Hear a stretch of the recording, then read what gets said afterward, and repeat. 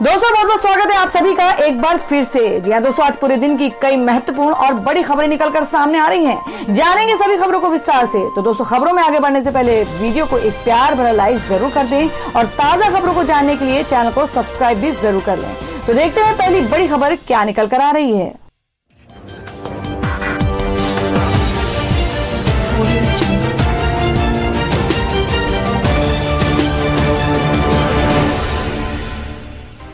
तो दोस्तों, आज की जो पहली बड़ी खबर निकल कर आ रही है, आपको बता दें कि लाल किले पर सबसे ज्यादा बार तिरंगा फहराने वाले पहले गैर कांग्रेसी पीएम बने मोदी। लगातार 7वीं बार फहराया तिरंगा। जी आपको बता दें कि प्रधानमंत्री नरेंद्र मोदी ने एक बार और स्वतंत्रता दिवस के मौके पर लाल किले से देश की जनता को संबोधित किया। कोरोना वायरस महामारी के काल में देश अपना 74वां स्वतंत्रता दिवस मना रहा है। पीएम मोदी ने तिरंगा लहराया और देश के नाम अपना संबोधन दिया। वे अब देश के पहले ऐसे गैर कांग्रेसी पीएम हैं जिनके नाम लाल किले पर सबसे ज्यादा बार तिरंगा फहराने का रिकॉर्ड दर्ज है। आपको बता दें, ऐसा करते ही वे देश के पहले ऐसे पीएम बन गए जो कांग्रेस पार्टी से नहीं, उनसे पहले पूर्व प्रधानमंत्री अटल बिहारी वाजपेयी के नाम पर यह रिकॉर्ड दर्ज था। वाजपेयी ने 6 बार लाल तिरंगा लहराया था। पीएम मोदी का पहला कार्यकाल 26 मई 2014 को शुरू हुआ और उन्होंने देश के 14वें प्रधानमंत्री के रूप में शपथ ली। नरेंद्र मोदी का पीएम के रूप में पहला कार्यकाल 2019 में समाप्त हुआ। पिछले वर्ष आम चुनाव हुए और प्रचंड बहुमत के साथ भारतीय जनता पार्टी ने एक बार फिर से सत्ता में वापसी की। 30 मई 2019 को उन्होंने दोबारा देश के प्रधानमंत्री के तौर पर शपथ ली। और दोस्तों, अगली खबर बता दें कि स्वतंत्रता दिवस पर बोले पीएम मोदी, सिर्फ सीमा से जुड़े देश ही पड़ोसी नहीं, जिनसे दिल मिलते हैं वो भी हमारे पड़ोसी। जी हम बात कर रहे हैं कि भारत आज अपना 74वां दिवस मना चुका है। प्रधानमंत्री नरेंद्र मोदी इस ऐतिहासिक अवसर पर लाल किले की प्राचीर से तिरंगा फहराया। इससे पहले प्रधानमंत्री ने राजघाट जाकर राष्ट्रपिता महात्मा गांधी को श्रद्धांजलि दी। समारोह स्थल पहुंचने पर रक्षा मंत्री राजनाथ सिंह ने पीएम मोदी का स्वागत किया। लाल किले के प्राचीर से अपने संबोधन के दौरान पीएम मोदी ने कोरोना योद्धाओं को नमन करते हुए कहा कि देश विशेष हालात से गुजर रहा है। इस बार हमारे लिए संकल्प करना बहुत आवश्यक है। इस दौरान पीएम मोदी ने कहा कि आज जो हम स्वतंत्र भारत में सांस ले रहे हैं, उसके पीछे माँ भारती के लाखों बेटे बेटियों का त्याग, बलिदान और मां भारती को आजाद कराने के लिए समर्पण है। आज ऐसे सभी स्वतंत्रता सेनानियों को, वीर शहीदों को नमन करने का ये पर्व है। पीएम मोदी ने कहा कि कई देशों में बहुत बड़ी संख्या में भारतीय काम करते हैं। जिस प्रकार इन देशों में कोरोना संकट के समय भारतीयों की मदद की, भारत सरकार के अनुरोध का सम्मान किया, इसके लिए भारत उनका आभारी है। उन्होंने कहा कि आज पड़ोसी सिर्फ वो ही नहीं है जिनसे हमारी भौगोलिक सीमाएं मिलती है, बल्कि वे भी हैं जिनसे हमारे दिल मिलते हैं, जहां रिश्तों में समरसता होती है, मेल जोल रहता है। नरेंद्र मोदी ने कहा कि भारत की संप्रभुता का सम्मान हमारे लिए सर्वोच्च है। इस संकल्प के लिए हमारे वीर जवान क्या कर सकते हैं, देश क्या कर सकता है, ये लद्दाख में दुनिया ने देखा है। और दोस्तों, मैं अगली खबर बताते कि भारत के सबसे सफल कप्तान ने इंटरनेशनल क्रिकेट को कहा अलविदा, नहीं दिखेगा उनका कूल अंदाज। जी हां, आपको बता दें कि भारतीय क्रिकेट टीम के सबसे सफल कप्तान MS धोनी ने अंतर्राष्ट्रीय क्रिकेट को अलविदा कह दिया है। 39 साल के MS धोनी ने भारत के लिए आखिरी मैच 2019 वर्ल्ड कप में न्यूजीलैंड के खिलाफ खेला था, जो सेमीफाइनल मुकाबला था। इस मैच में भारत को हार मिली थी और इसके बाद से ही धोनी के क्रिकेट करियर को लेकर काफी कयास लगाए जा रहे थे। अब माही ने अचानक से क्रिकेट को अलविदा कह दिया है। धोनी ने अपने रिटायरमेंट की खबर अपने आधिकारिक इंस्टाग्राम पोस्ट के जरिए दी है। माही टीम इंडिया के सबसे सफल कप्तान रहे हैं, जिन्होंने अपनी अगुवाई में भारत को सफलता की नई बुलंदियों पर पहुंचाया था। किसी को शायद ही पता था कि महेंद्र सिंह धोनी को जब टीम इंडिया की कप्तानी सौंपी जाएगी तो वो इस टीम को उस बुलंदी तक पहुंचा देंगे जिसकी कल्पना भी शायद ही की जा सकती है। राहुल द्रविड़ द्वारा कप्तानी छोड़ने के बाद धोनी के हाथ में कप्तानी सौंपी गई और उन्होंने साल 2007 में पहली बार आयोजित T20 वर्ल्ड कप में युवा भारतीय खिलाड़ियों के साथ साउथ अफ्रीका में भारत का परचम लहरा दिया। धोनी ने अपने इस अंदाज से दिखा दिया कि आगे वो क्या करने वाले हैं। इसके बाद उनका सफर आगे बढ़ता गया और टीम एक से बढ़कर एक नई कामयाबी हासिल करती रही। फिर वक्त आया साल 2011 का, तब भारत में वनडे वर्ल्ड कप का आयोजन किया गया तो टीम इंडिया के लिए सुनहरा मौका था अपनी धरती पर अपने फैंस के सामने फिर से दूसरी बार वनडे वर्ल्ड कप खिताब जीतने का। माही की अगुवाई में टीम इंडिया ने वर्ल्ड कप में अपना सफर शुरू किया और 28 साल के बाद धोनी ने एक बार फिर से देश के देशवासियों को वो खुशियां दी जिसका इंतजार 1983 के बाद से लगातार किया जा रहा था। धोनी ने भारत को दूसरा वनडे वर्ल्ड कप खिताब दिलाया। तो दोस्तों, आप लोगों को क्या लगता है जिस तरीके से धोनी ने इंडियन टीम से अलविदा ले लिया है, तो अब आने वाले टाइम में इंडियन खिलाड़ियों में कौन उनकी जगह ले सकता है? आप अपना सुझाव कमेंट बॉक्स में जरूर दें। बढ़ते अगली खबर की ओर। और दोस्तों, में अगली खबर में जान लेते हैं क्या है देश भर में कोरोना संक्रमणों का ताजा हालात। देश में कोरोना संक्रमितों का आंकड़ा 25 लाख के पार। आपको बता दें कि 49,134 लोगों की जान गई। 24 घंटे में 65,002 नए मामले। जी आपको बता दें कि देश में कोरोना का कहर थमने का नाम नहीं ले रहा और इस वायरस से संक्रमित लोगों की संख्या में दिन पर दिन बढ़ोतरी होती ही जा रही है। देश में इस वायरस से संक्रमितों की संख्या 25 लाख के पार पहुंच चुकी है। कोविड-19 इंडियन ऑर्गेनाइजेशन के मुताबिक देश में कोरोना के अब तक के 25,25,222 केस दर्ज हो चुके हैं, जिनमें से 18,07,556 लोग ठीक हो चुके हैं। हालांकि इनमें से 39,134 लोगों की जान जा चुकी है। देश में अभी तक के 6,68,044 एक्टिव केस हैं।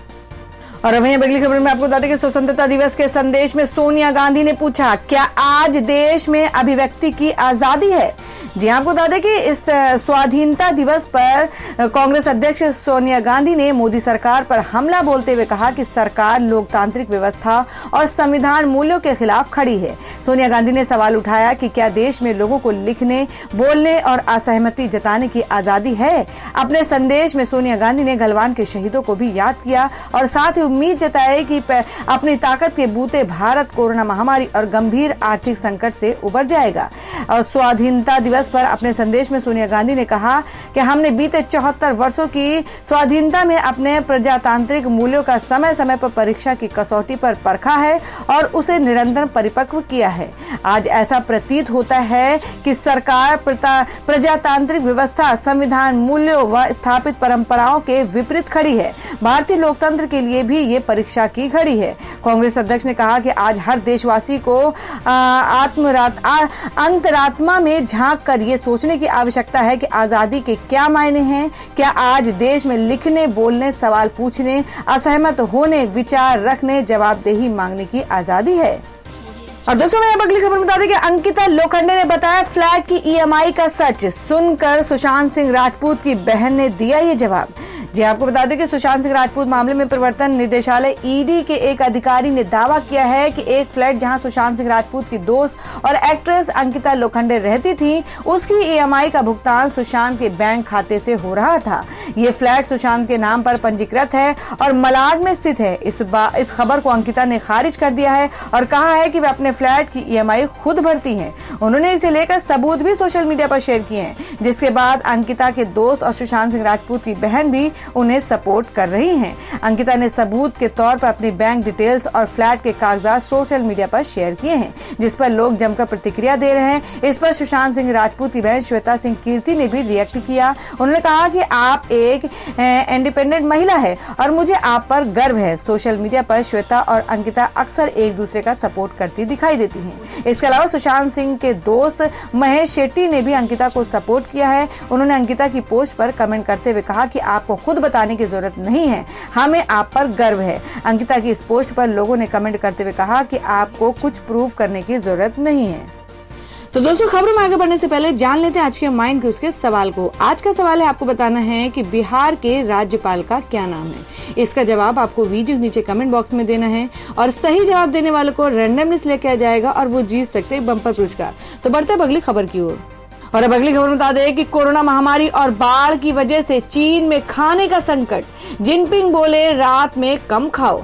जी आपको बता दें कि चीन के राष्ट्रपति शी जिनपिंग ने खाने की बर्बादी को रोकने के लिए बड़ा कदम उठाया है। उन्होंने देश में भोजन की बर्बादी को रोकने के लिए ऑपरेशन एम्प्टी प्लेट लॉन्च किया है। जिनपिंग का कहना है कि इसका मकसद देश के नए दुश्मन को निशाना बनाना है। उन्होंने फूड वेस्ट को सबसे बड़ा दुश्मन करार दिया है और इस ऑपरेशन के तहत चीन में लोगों से अपील की जा रही है कि वे रात रात को कम मात्रा में खाने का ऑर्डर दे।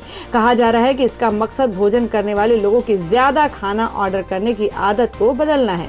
हालांकि कुछ जानकर ये भी कह रहे हैं कि चीन में खाद्यान्न संकट की आशंका को देखते हुए सरकार ने ये फैसला किया है। जिनपिंग ने गुरुवार को इस कैंपेन को लॉन्च किया। उनका भाषण जो चीन की मीडिया में आया है, उसमें उन्होंने कहा कि कितने शर्म की बात है और ये कंजूसी सम्मानजनक है। उन्होंने बताया कि देश में बड़े स्तर पर खाने की बर्बादी होती है और ये काफी परेशान करने वाला है। और वहीं अगली खबर में आपको बताते हैं कि करण जौहर की फिल्म गुंजन सक्सेना पर विवाद बढ़ा। वायुसेना के बाद अब महिला आयोग ने की रोक की मांग। जी हम बात करें कि film Gunjan Saxena the Kargil girl की मुश्किलें बढ़ती जा रही हैं। पहले भारतीय वायुसेना ने इस पर आपत्ति जताई थी, तो वहीं अब राष्ट्रीय महिला आयोग की अध्यक्ष रेखा शर्मा ने फिल्म पर सवाल उठाए हैं। साथ ही इसके प्रसारण पर तत्काल प्रभाव से रोक लगाने की मांग की है। ये फिल्म करण जौहर के धर्मा प्रोडक्शन की है। कोरोना महामारी और लॉकडाउन के चलते इसको नेटफ्लिक्स पर रिलीज किया गया है। राष्ट्रीय महिला आयोग की अध्यक्ष रेखा शर्मा ने ट्वीट करते हुए इस फिल्म पर रोक लगाने की मांग की। उन्होंने लिखा कि अगर ये सच है तो इस फिल्म को बनाने वाले निर्माताओं को माफी मांगनी चाहिए, साथ ही इसकी स्क्रीनिंग पर भी रोक लगनी चाहिए। उन्होंने आगे लिखा कि ऐसी फिल्म ही क्यों देखी जाए जिसमें भारतीय सेना की गलत छवि दिखाई गई है, साथ ही वो सही नहीं हो। रेखा शर्मा के ट्वीट से साफ हो गया है कि महिला आयोग इस फिल्म से नाराज है। और वहीं अगली खबर में आपको बता दें कि पीएम मोदी के भाषण पर बोली कांग्रेस, कहा चीन का नाम लेने से डरते क्यों हैं। जी हां, आपको बता दें कि प्रधानमंत्री नरेंद्र मोदी के स्वतंत्रता दिवस के मौके पर लाल किले की प्राचीर से दिए भाषण पर कांग्रेस की प्रतिक्रिया आई है। खास तौर से देश की सीमाओं को लेकर कही पीएम की बातों पर कांग्रेस ने सवाल उठाए हैं। आपको बता दें पीएम मोदी ने अपने भाषण में सीमाओं पर पड़ोसी देशों को कड़ा जवाब दिए जाने की बात कही। कांग्रेस प्रवक्ता रणदीप सुरजेवाला ने कहा कि ये समझ से परे है कि आज जो लोग सत्ता में हैं, उनको चीन का नाम लेने में डर क्यों लगता है। वो सीधे चीन का नाम लेकर क्यों नहीं बोल पाते। वहीं पीएम के बयान पर कांग्रेस नेता अहमद पटेल ने कहा कि हकीकत क्या है ये वो भी जानते हैं और जो हकीकत है वो कतई अच्छी नहीं है। तो दोस्तों, खबर में आगे बढ़ने से पहले एक बार फिर से आपको याद दिला दें कि अगर आपने अभी तक के हमारी वीडियो को लाइक नहीं किया तो जल्दी से वीडियो को लाइक कर दें, क्योंकि आपका एक लाइक हमारे लिए बहुत ही ज्यादा महत्वपूर्ण होता है। और अगर आप हमारे चैनल पर नए हैं तो चैनल को जरूर सब्सक्राइब कर ले और बेल के बटन को भी जरूर हिट कर दे। और हमारी पूरी न्यूज को जानने के लिए वीडियो को लास्ट तक जरूर देखें। बढ़ते अगली खबर की ओर। और दोस्तों, यहाँ अगली बड़ी खबर में आपको बता दें कि आईटीबीपी के जवानों ने 14,000 फीट ऊंचाई पर फहराया तिरंगा। भारत माता की जय के नारों से गूंजा लद्दाख। जी हम बात करें कि देश में कल 74वें स्वतंत्रता दिवस की धूम थी। शनिवार सुबह करीब 7 बजे प्रधानमंत्री नरेंद्र मोदी ने दिल्ली स्थित लाल किले के प्राचीर से तिरंगा लहराकर देशवासियों को स्वतंत्रता दिवस की बधाई दी थी। और आपको बता दें कि कल के दिन देश के अलग अलग कोने में झंडारोहण किया गया। इस मौके पर भारत तिब्बत सीमा पुलिस आईटीबीपी के जाबाज जवानों ने 14,000 फीट की ऊंचाई पर तिरंगा फहराया। इस दौरान लद्दाख का पहाड़ी क्षेत्र भारत माता की जय के नारों से गूंज उठा। तो दोस्तों, हमारे देश के जवानों के लिए उनका मनोबल बढ़ाने के लिए कमेंट बॉक्स में 2 शब्द जरूर लिखें। तो बढ़ते अगली खबर की ओर। और वहीं अगली खबर में आपको बता दें कि आईपीएल को स्पॉन्सर कर सकती है पतंजलि। बाबा रामदेव ने कही ये बात। जी आपको बता दें उत्तराखंड के हरिद्वार जिले में स्थित पतंजलि योग पीठ में भी स्वतंत्रता दिवस का जश्न मना और इस मौके पर योग गुरु बाबा रामदेव और आचार्य बालकृष्ण ने ध्वजारोहण किया। इस दौरान बाबा रामदेव ने कहा कि पतंजलि लोकल को ग्लोबल बनाने के लिए प्रेरित कर रही है। आईपीएल को लेकर देश भर से मांग उठ रही है कि आईपीएल से चाइना और चाइनीज कंपनियों का कब्जा हटना चाहिए। हालांकि देश में टाटा बिरला जैसी बड़ी बड़ी कंपनियां हैं। अगर ये कंपनियां अपना हाथ खींच लेती हैं तो पतंजलि देश का साथ देने के लिए तैयार है। कोरोना वैक्सीन बनाने जाने का दावा किए जाने पर बाबा रामदेव ने कहा कि जो भी दुनिया में वैक्सीन बनेगी, पहले तो उसका असर कितने दिन रहेगा ये कह पाना मुश्किल है। जो वैक्सीन बन रही है वो व्यक्ति की इम्यूनिटी बूस्ट करने के लिए बन रही है। रामदेव ने कहा कि अभी 1-2 साल ये कोई नहीं कह सकता कि ये कोरोना की वैक्सीन है। अगर कोई एलोपैथ में ऐसी वैक्सीन बनाता है और इस बात का दावा करता है कि ये जीवन भर व्यक्ति की इम्यूनिटी बढ़ा देगी तो ये धोखा है। और वहीं अगली खबर निकल कर आ रही है कि कलर्स ने शेयर की बिग बॉस 14 के नए प्रोमो की झलक। पोछा लगाते नजर आए सलमान खान। जी हम बात कर रहे हैं कि बिग बॉस 14 को लेकर फैंस में जबरदस्त बज बना हुआ है। सलमान खान के इस शो का पहला प्रोमो रिलीज हो चुका है और अब बहुत जल्द इसका दूसरा प्रोमो भी सामने आने वाला है। जहां पहले प्रोमो में सलमान खेती करते नजर आए थे, वहीं दूसरे प्रोमो में वे घर में झाड़ू पोछा लगाते दिखाई देंगे। कलर्स ने सलमान की एक फोटो शेयर कर प्रोमो की एक झलक दी है। कलर्स के ऑफिशियल इंस्टाग्राम पर जारी इस फोटो में सलमान पोछा लगाते नजर आ रहे हैं। कैप्शन में लिखा है कि घर के सब काम कर लो खत्म, क्योंकि अब सीन पलटेगा। बिग बॉस 14 के इस कैप्शन से तो यही लग रहा है कि इस बार बिग बॉस के घर में कुछ अलग ही होने वाला है। पहले प्रोमो रिलीज के साथ ही सलमान खान का भी एक वीडियो सामने आया था, जिसमें इस सीजन बिग बॉस में होने वाले बदलाव का हिंट मिला था। पहले प्रोमो में सुपरस्टार सलमान खान खेतों में प्लांटेशन करते दिखाई दे रहे थे। और वहीं अगली खबर में आपको बता दें कि कंगना रनौत बोली, बीजेपी ने ऑफर की थी टिकट, लेकिन मैंने राजनीति में जाने के बारे में नहीं सोचा। जी हम बात कर रहे हैं कि कंगना रनौत पिछले कुछ दिनों से सुशांत सिंह राजपूत मामले में अपने बयानों को लेकर सुर्खियों में है। और इतना ही नहीं, कई बार तो कंगना को पीएम नरेंद्र मोदी को सपोर्ट करने की वजह से ट्रोल किया जाता है। और अब हाल ही में कंगना ने उन ट्रोलर्स को करारा जवाब दिया है। आपको बता दें, कंगना ने 2 ट्वीट किए हैं। पहले ट्वीट में कंगना ने लिखा कि जो लोग समझते हैं कि मैं मोदी जी को इसलिए सपोर्ट करती हूँ क्योंकि मैं राजनीति में भाग लेना चाहती हूँ, मैं उन लोगों को बता दूं कि मेरे दादाजी 15 सालों तक कांग्रेस के एमएलए रहे हैं। मेरे घर में मेरा परिवार हमेशा से राजनीति से जुड़ा रहा है।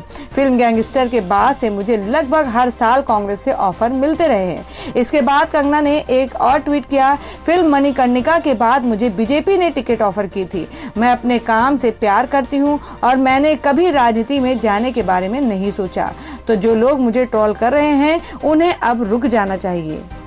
और दोस्तों अब अगली खबर में जान लेते हैं क्या है देश भर में मौसम के ताजा हालात। बिहार, गुजरात में बारिश का अलर्ट, जाने राज्यों के मौसम का हाल। जी हम बात कर रहे हैं कि मौसम विभाग आईएमडी के मुताबिक उत्तर पश्चिम भारत के ज्यादातर राज्यों में बारिश का सिलसिला अभी जारी रहेगा। उत्तराखंड, हिमाचल प्रदेश, पंजाब, हरियाणा, उत्तर प्रदेश और दिल्ली में अगले 2 से 3 दिनों में हल्की से भारी बारिश होगी। उत्तरी पश्चिमी भारत के कई राज्यों में मानसून अभी काफी सक्रिय है। बंगाल की खाड़ी में कम दबाव का क्षेत्र बना हुआ है, जिसके प्रभाव से बिहार के कई इलाकों में बारिश का दौर जारी है। मौसम विभाग के अनुसार शनिवार को राज्य में भारी बारिश के आसार हैं। वहीं गुजरात में भी स्वतंत्रता दिवस पर बारिश की संभावना बनी हुई थी। मौसम विभाग आईएमडी के मुताबिक उत्तर पश्चिम भारत के ज्यादातर राज्यों में बारिश का सिलसिला अभी जारी रहेगा। उत्तराखंड, हिमाचल प्रदेश, पंजाब, हरियाणा, उत्तर प्रदेश और दिल्ली में अगले 2 से 3 दिनों में हल्की से भारी बारिश होगी। मौसम विभाग के मुताबिक पश्चिम में गुजरात व राजस्थान, पूर्वोत्तर के लगभग सभी राज्यों में 15 अगस्त को बारिश की संभावना दी गई थी। तो दोस्तों ये थी अब तक की सभी बड़ी खबरों की अपडेट्स। टुडे ब्रेकिंग न्यूज और लेटेस्ट खबरों को देखने के लिए हमारे चैनल को सब्सक्राइब जरूर कर लें। वीडियो को लाइक और शेयर भी जरूर कर दें अपने दोस्तों और रिलेटिव्स के साथ। तो दोस्तों फिर मिलेंगे काम की खबरों और सरकारी योजनाओं की एक और नई वीडियो के साथ। तब तक के लिए धन्यवाद दोस्तों।